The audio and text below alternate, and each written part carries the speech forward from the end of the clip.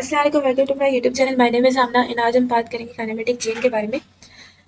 तो डेफिनेशन इसकी क्या है? Kinematic chain is a series of interconnected joints and segment that work together to produce movement. Kinematic chain एक series है हमारे इंटरकनेक्टेड जॉइंट्स की, सेगमेंट्स की, जो कि एक दूसरे के साथ मिलके मूवमेंट को प्रोड्यूस करते हैं। अब इसको फर्दर हम देखते हैं व्हाइट बोर्ड पे। तो द वर्ड काइनेमेटिक चेन, अब यहाँ पे जो वर्ड काइनेमेटिक है, काइनेमेटिक हमें वर्ड शो कर रहा है कि यहाँ पे क्या हो रही है, मूवमेंट हो रही है, और वो किस तरह से हो रही है, हमारी चेन की तरह। ठीक है, मतलब एक जगह पे अगर मूवमेंट होगी तो वो कॉज करेगी दूसरी जगह पे मूवमेंट। ठीक है, मीन्स एक मूवमेंट का इन्फ्लुएंस पड़ेगा दूसरी मूवमेंट पे, उसको कह रहे हैं कि ये एक क्या, काइनेमेटिक चेन। अब यहाँ पे काइनेमेटिक चेन क्या है कि how segments are interlinked through joints.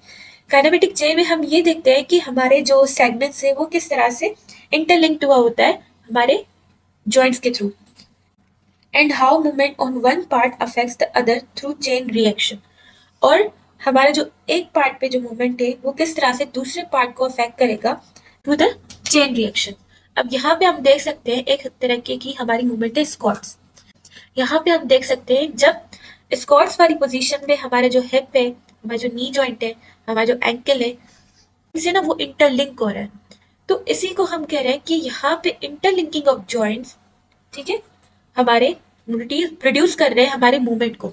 यहाँ पे सेगमेंट्स जो हैं वो इंटरलिंक्ड हुए हैं हमारे जॉइंट्स के थ्रू, इनहेंस कर रहे हैं हमारी मूवमेंट को।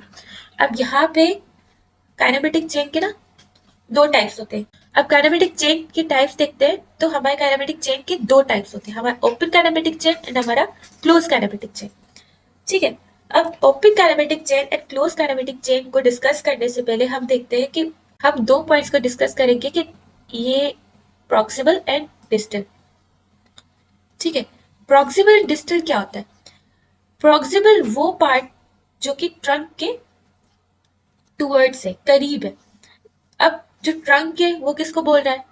ट्रंक हमारा एक्सियल स्केलेटन ही है। ठीक है, ट्रंक हमारा एक्सियल स्केलेटन ही है।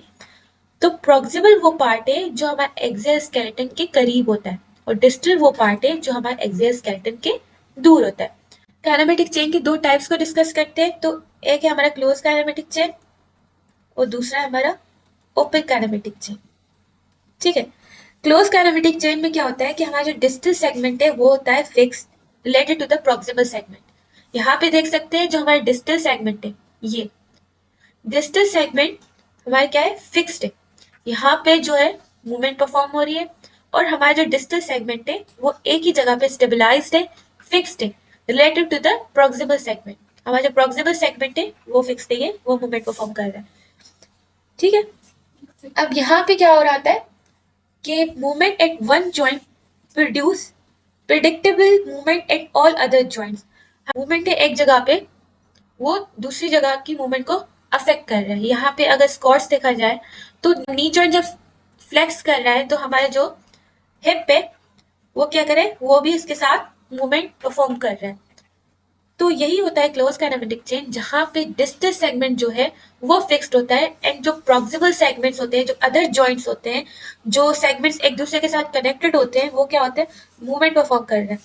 अब यहाँ पे क्लोज काइनेमेटिक चेन में मोस्टली जो है ना मूवमेंट हो रही होती है वो वेट बेयरिंग वाली मूवमेंट हो रही होती है, वेट बेयरिंग वाली मूवमेंट हो रही होती है। यहाँ पे देख सकते हैं कि हमारे जो वेट बेयर हो रहा है हमारी फुट पे, ठीक है, यहाँ पे वेट बेयरिंग हो रही है। तो मोस्टली जो मूवमेंट क्लोज काइनेमेटिक चेन में जो हो रही होती है वो वेट बेयरिंग वाली होती है, और वही वेट बेयरिंग क्या कर रही होती है, हमारी स्टेबिलिटी को एनहांस कर रही है।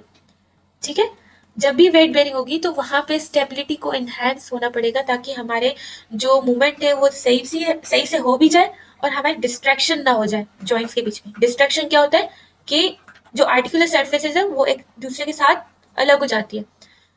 तो ये वेट बेयरिंग वाले जो स्टेबिलिटी दे रहे हैं, and increase joint compressive force, और ये क्या करे, यहाँ पे कंप्रेसिव फोर्सेस जो है वो इंक्रीज हो जाते हैं।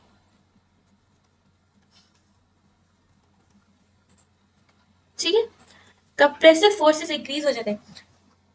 यहाँ पे हम देख सकते हैं, यहाँ पे मैंने एक नी जॉइंट बनाया है। अब यहाँ पे जो है एक तो आर्टिकुलर सरफेसेस बिल्कुल मैक्सिमम कांटेक्ट में आ जाएंगी। यहाँ पे वेट बेयर होगा। यहाँ पे अगर मैं नी की एग्जाम्पल ले रही हूँ तो यहाँ पे क्या हो रहा है, वेट बेयर हो रहा है। ठीक है, वेट बेयरिंग को हम स्टेबलाइज करते हैं, हमारे लिगामेंट्स, हमारे कैप्सूल तो उसको स्टेबलाइज कर देते हैं। यहाँ पे कंप्रेसिव फोर्स लग रही है,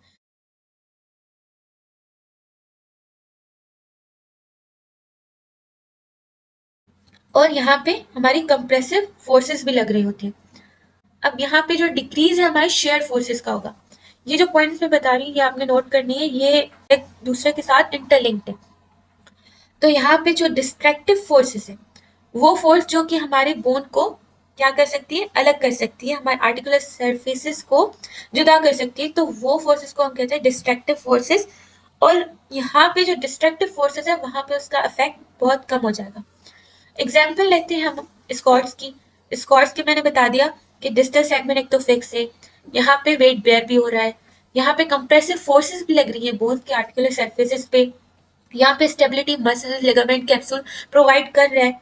और दूसरे एग्जाम्पल्स हम देखते हैं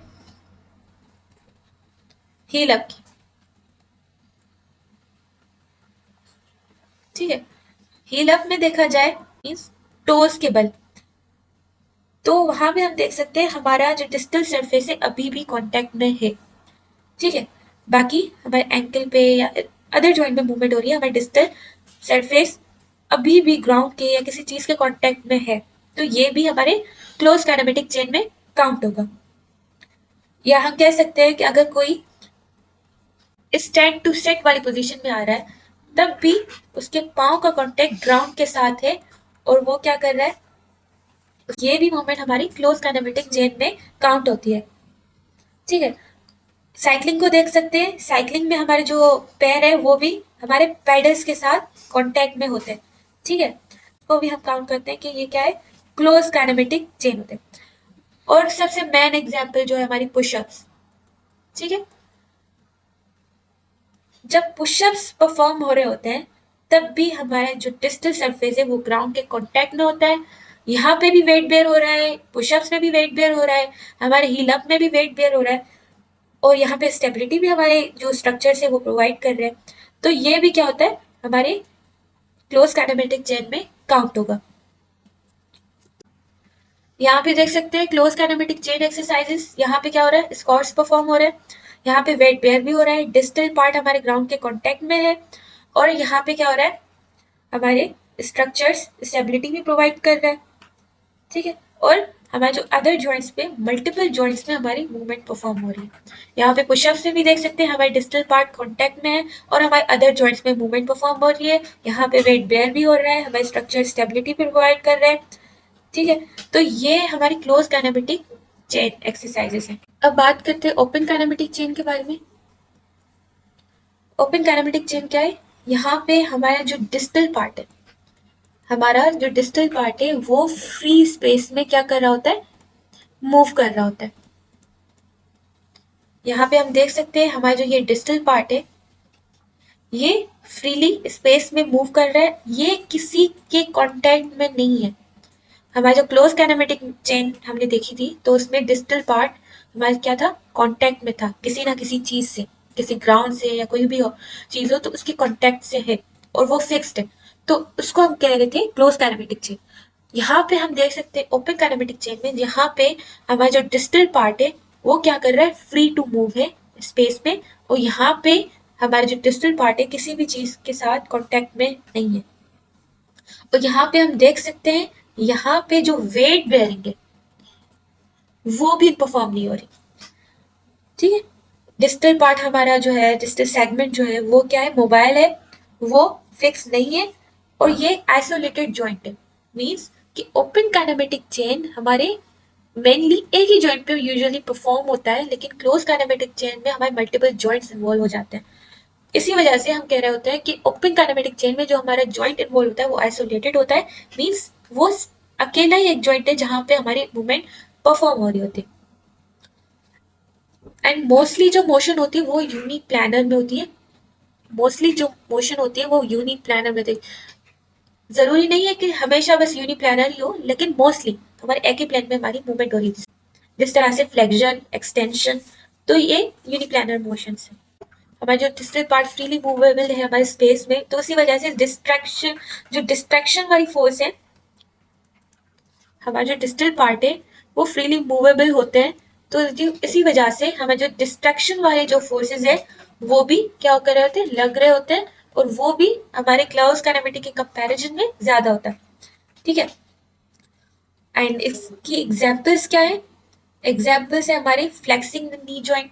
ठीक है, फ्लेक्सिंग द नी जॉइंट या एल्बो जॉइंट। यहाँ पे हम देख सकते हैं कि हमारे एक ही आइसोलेटेड जॉइंट है, यहाँ पे वेट बेयर भी नहीं हो रहा, यहाँ पे यूनिप्लैनर मोशन हो रही है, यहाँ पे डिस्ट्रक्टिव फोर्सेस हमारे आर्टिकुलर सरफेस को डिस्ट्रैक्ट कर सकते हैं क्योंकि यहाँ पे हमारे स्टेबलाइज नहीं है जॉइंट।